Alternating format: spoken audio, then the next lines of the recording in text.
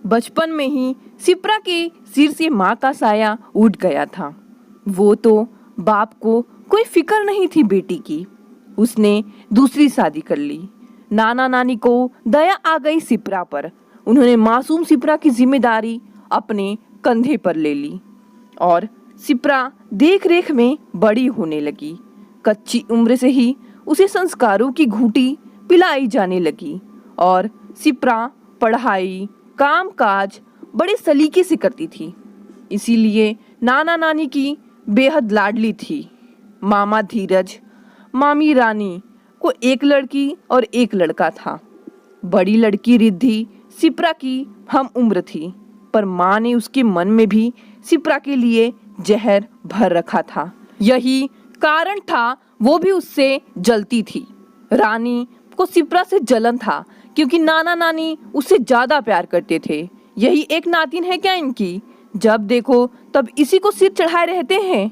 मेरी रिद्धि तो कहीं नहीं दिखती, जैसे वो इनकी कुछ नहीं लगती। तुम भी रानी, अब क्या बोलूं, रोज रोज एक ही बात लेकर बैठ जाती हो। कभी प्यार से उस बिन माँ की बच्ची से बात कर लिया करो। धीरज पत्नी को समझाते हुए बोले। तुम तो उससे भूल कर भी प्यार से बोलती नहीं और चाहती हो माँ बाबूजी भी ना बोले। मुझे तुम्हारी यही एक बात अच्छी नहीं लगती। अच्छा, हम क्यों अच्छे लगेंगे? सारा कुछ कर दो उस अभागिन के नाम जो पैदा होते ही माँ को खा गई। शिप्रा को उसकी मामी बिल्कुल भी पसंद नहीं करती थी। शिप्रा जब भी समय मिलता मामी की मदद करने आ जाती थी। रिद्धि की आदत थी, जो शिप्रा को मिले वही उसे भी चाहिए। एक दिन शिप्रा नानी के साथ बाजार से लौटी। साथ में एक जोड़ी कपड़ा नानी ने शिप्रा के लिए खरीदा था। जैसे ही रिद्धि ने देखा, तुरंत भागते हुए माँ से शिकायत करने लगी। माँ, दादी ने शिप्रा को नई ड्रेस दिलवाई है, मुझे भी चाहिए। अभी पिछले हफ्ते तो तूने एक नए कपड़े खरीदे थे, फिर क्यों नहीं चाहिए? यह माँ बाबूजी जानबूझकर मेरी बेटी के साथ सौतेले व्यवहार करते हैं। तू रुक, मैं अभी खबर लेती हूँ। बाबूजी, इस घर में मेरे भी बच्चे रहते हैं, पर शायद आप दोनों को दिखाई नहीं देते। क्या हुआ बहू, क्यों अनजान बनती हो? शिप्रा को किस बात के लिए नए कपड़े खरीदे आपने? बहू, मैंने शिप्रा के लिए लड़का देखा है और वो लोग 1-2 दिन में उसे देखने आने वाले हैं। नए कपड़े थे नहीं, क्या पुराने कपड़े पहनेगी शिप्रा? लड़के वाले क्या कहेंगे? शिप्रा की शादी की बात उसके दादाजी ने अपने मित्र के पोते से चलाई थी। लो कर लो बात, इतना कांड रच लिया और मुझे कोई खबर नहीं। क्यों अम्मा?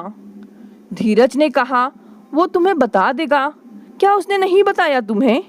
हमें लगा तुम्हें सारी जानकारी होगी। एक दिन बाद विजय कुमार अपने बेटे बहू और पोते राहुल के साथ शिप्रा को देखने आ गए। आपकी पोती तो हमें पसंद आ गई, अब फैसला मेरे बच्चों के हाथ में है। राहुल के माता पिता बोले। शिप्रा हमें भी पसंद है। अब दोनों परिवार को रिश्ता पसंद आ गया और शादी का दिन तारीख चुन लिया गया। शिप्रा के लिए इतना सुंदर घर और वर देखकर शिप्रा की खुशियां मामी और रिद्धि को अखरने लगी। रानी अब इस कोशिश में थी, काश मेरी रिद्धि की शादी राहुल से हो जाए। शादी की तैयारी शुरू हो गई थी। राहुल बहुत चाहने लगा था शिप्रा को, इसलिए दुल्हन का जोड़ा वो अपनी तरफ से शिप्रा को देना चाहता था। इसके लिए राहुल शिप्रा को साथ ले जाना चाहता था, पर मामी ने जबरन रिद्धि को साथ भेजा ताकि वो अकेले ना हो पाए। बहू, रिद्धि को क्यों भेजा तुमने? उसका क्या काम? अम्मा, दोनों जवान हैं। हमारे खानदान में शादी से पहले लड़की नहीं निकलती लड़के के साथ। कुछ ऊंच नीच हो गई तो उसका भुगतान तो मुझे और मेरी बेटी को करना पड़ेगा। आप लोगों को क्या फर्क पड़ेगा? अब तो रानी नई नई चाल चलने लगी कि रिद्धि की शादी कैसे भी राहुल से ही हो। एक दिन रानी ने शिप्रा की सास को फोन लगाया। कैसी हो बहन? इकलौते बेटी की शादी को लेकर आकांक्षाएं तो बहुत होती है। मेरा भी इकलौता लड़का है, मगर मेरे तो बड़े अरमान हैं भाई, मैं तो खूब दहेज लूंगी। यूं ही ससुर की बातें सुनकर थोड़ी ना चलूंगी। समाज तो यही कहेगा ना, बिन लेन देन की शादी, कुछ तो बात है जरूर। रानी को मौका मिल गया था। राहुल की माँ के लालच को परख उन्होंने अपना दांव खेल दिया कि अगर रिद्धि और राहुल की शादी होती है तो मन चाहा दहेज देती। बहकावे में आकर राहुल की माँ ने शादी के ठीक 2 दिन पहले ही मांग रख दी। पति सास ससुर ने बहुत समझाया, किंतु वो टस से मस ना हुई। राहुल मेरा बेटा है, मेरे भी कुछ सपने हैं, आपको मंजूर हो तो ठीक है, नहीं तो अभी 2 दिन हैं, आप सोच लीजिए।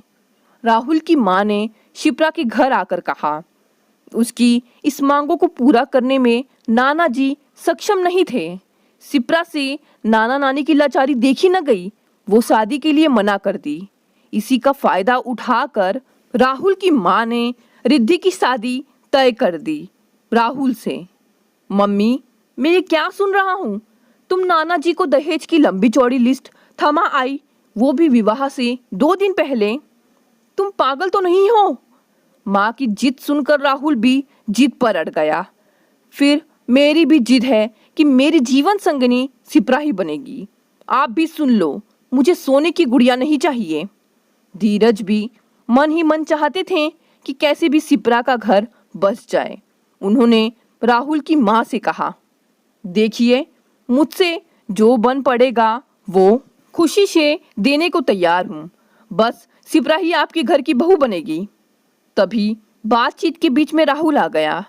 मामा जी, आप बेफिक्र होकर जाइए, मेरी शादी सिर्फ और सिर्फ शिप्रा से ही होगी, आप दहेज की फिक्र मत करो। राहुल की बात सुनकर धीरज वहां से संतुष्ट होकर चले गए। माँ जो लड़की बहन का हक छीनकर खुश होती है, वो मेरा घर क्या संभालेगी। बेटे की जिद के आगे माँ आखिर झुक गई। तय समय पर बारात द्वार पर पहुंच गई थी। बारात की आवाज सुनकर शिप्रा भागकर अपने कमरे में चली गई और रोने लगी। जोर जोर से दरवाजे पीटने की आवाज से वो डर गई। खोलकर देखा तो मामा थे और साथ में लड़कियां थी। सुनो बेटा, जल्दी से तैयार होकर नीचे आओ, और यह रहा शादी का जोड़ा।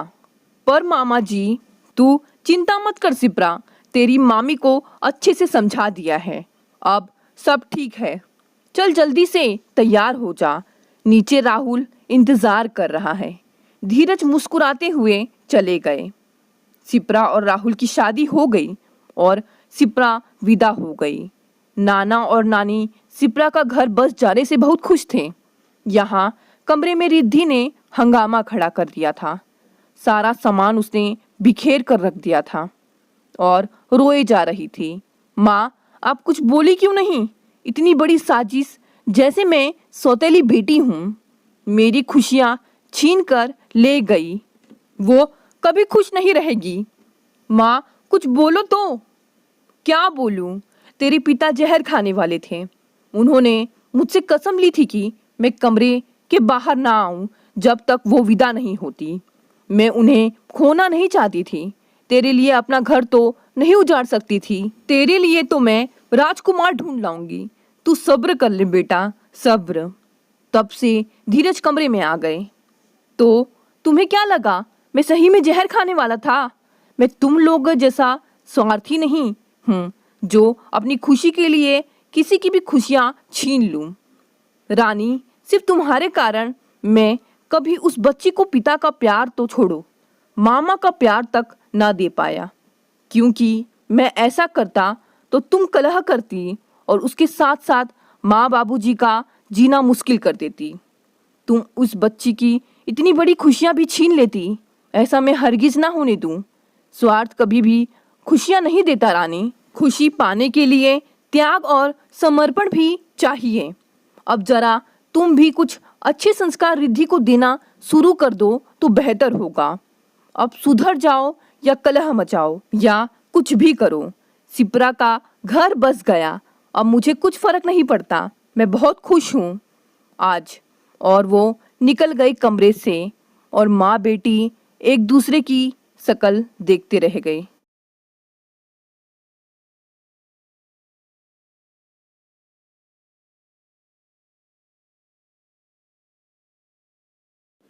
सारे मेहमानों को विदा कर ममता जी ने सुकून भरी सांस ली। बेटे मोहित की शादी बहुत अच्छे से निपट गई थी। मोहित और बहू शिवांगी तो शादी के एक दिन बाद ही घूमने चले गए थे। ममता जी की बेटी दीप्ति भी अपनी सांस की बीमारी के चलते ज्यादा दिन रुक नहीं पाई थी। सबके जाने के बाद घर में ममता जी, उनके पति प्रदीप जी और उनकी सास रह गई थी। ममता जी की सास बहुत खुश थी। आखिर पोते की शादी देखने की उनकी इच्छा जो पूरी हो गई थी। पौत्र बहू को ढेरों आशीष देते समय उनके चेहरे पर अलग ही चमक थी। मोहित एक मल्टीनेशनल कंपनी में कार्यरत था और शिवांगी एक स्कूल में टीचर थी। खैर, कुछ दिनों बाद मोहित और शिवांगी घूमकर वापस आ गए तो उनके घर में रौनक हो गई थी। 2 दिनों बाद रोहित को तो दफ्तर जाना था, पर शिवांगी के अभी कुछ दिन की छुट्टियां बाकी थी। ममता जी खुश थी कि चलो इसी बहाने उन्हें थोड़े दिन बहू के साथ ज्यादा समय बिताने का मौका मिलेगा और शिवांगी भी घर के तौर तरीकों को अच्छी तरह से जान समझ लेगी। इन 2 दिनों में भी मोहित के चाचा और बुआ ने उन्हें खाने पर आमंत्रित कर लिया था। शिवांगी बड़ी प्यारी लड़की थी। सभी के साथ जल्दी से घुल मिल जाना उसके स्वभाव में शामिल था।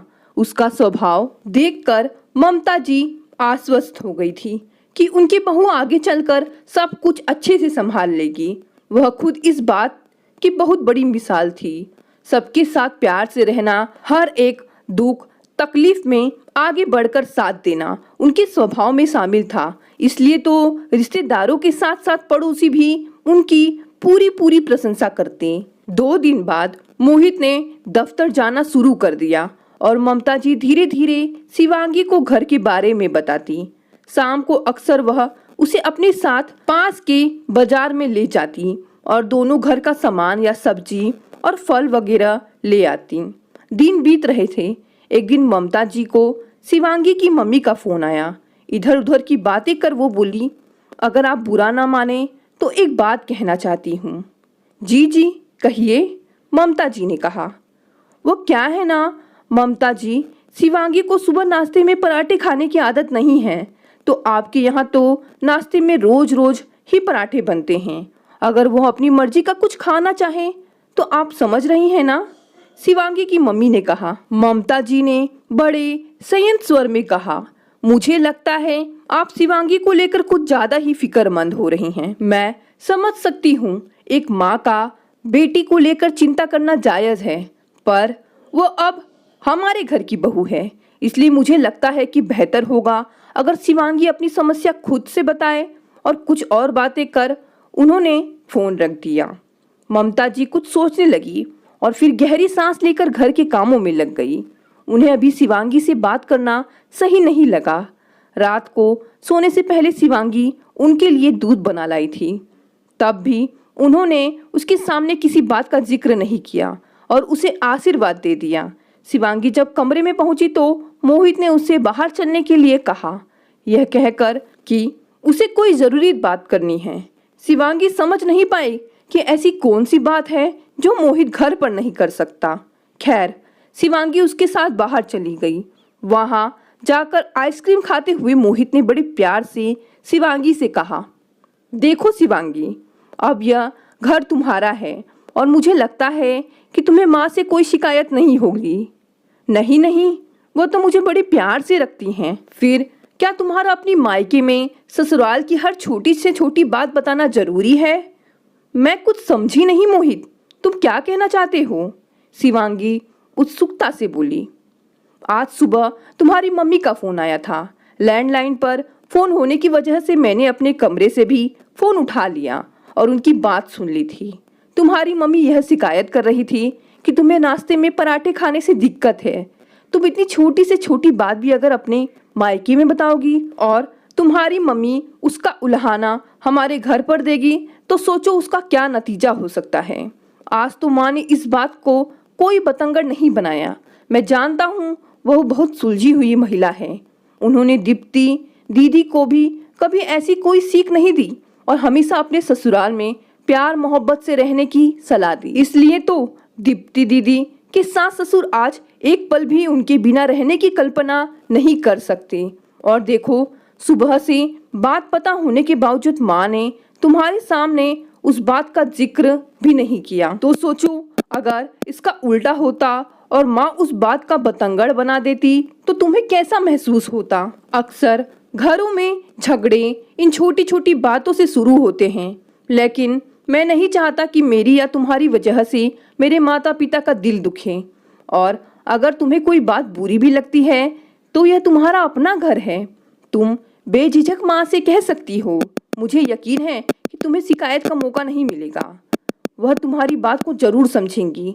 तुम समझ रही हो ना कि मैं क्या कहना चाहता हूँ? मोहित ने पूछा। हाँ मोहित, मैं समझती हूँ। वो पराठे वाली बात तो मैंने वैसे ही मम्मी को बता दी थी, पर मुझे उम्मीद नहीं थी कि मेरी मम्मी ऐसे माँ को फोन कर देंगी। खैर छोड़ो, जो हुआ आगे से मैं इस बात का ध्यान रखूंगी और मुझे किसी भी तरह की कोई भी शिकायत होगी तो मैं सीधा माँ से कहूंगी। मैं भी मानती हूँ कि ससुराल और मायके में एक पर्दा होना बहुत जरूरी है, जो कि आगे चलकर हम सब के लिए ही बहुत ही अच्छा साबित होगा। मोहित जानता था कि शिवांगी उसकी बातों को अन्यथा नहीं लेगी और उसके कहे का अर्थ बखूबी समझेगी, और वही हुआ। शिवांगी के आश्वासन से मोहित ने एक राहत की सांस ली। दोनों मम्मी पापा और दीदी के लिए भी आइसक्रीम लेकर घर आए और सबने बड़े चाव से आइसक्रीम खाई। ममता जी ने सोचा कि शिवांगी अभी बच्ची है, अभी इतनी छोटी सी बातों को दिल से लगाने का कोई मतलब नहीं है, धीरे धीरे वो सब समझ जाएगी। और उन्होंने प्यार से अपनी बहू के सिर पर हाथ फेरा और उसकी प्लेट पे थोड़ी सी और आइसक्रीम डाल दी। दोस्तों, गीतू महाजन द्वारा लिखी गई ये पारिवारिक कहानी आपको कैसी लगी? अगर कहानी पसंद आई तो इसे लाइक और शेयर करें, और आप नए हैं तो चैनल को भी सब्सक्राइब करें।